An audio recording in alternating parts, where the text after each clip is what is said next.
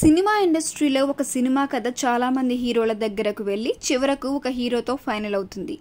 ఇలా ఒకరి కోసం రాసుకున్న కథతో మరో హీరోతో సినిమాలు చేసినవి చాలానే ఉన్నాయి.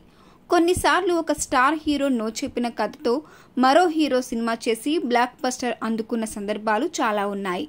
అలాగే మెగాస్టార్ చిరంజీవి కోసం రెడీ చేసిన కథతో బాలయ్య బాబు సినిమా చేసి ఏకంగా ఇండస్ట్రీ హిట్ కొట్టారు. అప్పట్లో ఆ సినిమా ఓ సంచలనం అనే చెప్పాలి. ఇంతకు ఆ సినిమా ఏది?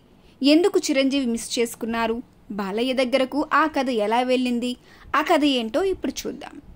కోడి రామకృష్ణ ఎన్నో అద్భుతమైన సినిమాలు తెరకెక్కించి ప్రేక్షకులను అలరించారు. అప్పట్లో కోడి రామకృష్ణ సినిమా వస్తుందంటే ప్రేక్షకుల్లో ఉండే క్రేజ్ వేరే.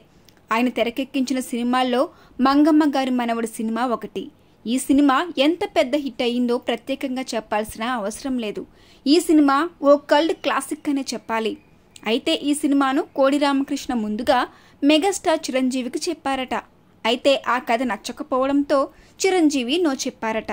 దాంతో కోడి రామకృష్ణ ఇదే కథను బాలకృష్ణకు చెప్పారట. ఆయనకు కథ నచ్చటంతో వెంటనే ఓకే చెప్పారట. దాంతో ఈ సినిమాను రూపొందించారట. మంగమ్మ గారి మనవడు సినిమా సంచలన విజయం సాధించింది. అలాగే ఈ సినిమా హీరోయిన్గా బాలయ్య సరసన సుహాసినిని ఎంపిక చేశారు. భార్గవ్ ఆర్ట్స్ పతాకంపై ఈ సినిమాను నిర్మించారు. ఈ సినిమా ఇండస్ట్రీ హిట్ అయింది. బాలకృష్ణకు తిరుగులేని ఇమేజ్ని తెచ్చిపెట్టింది.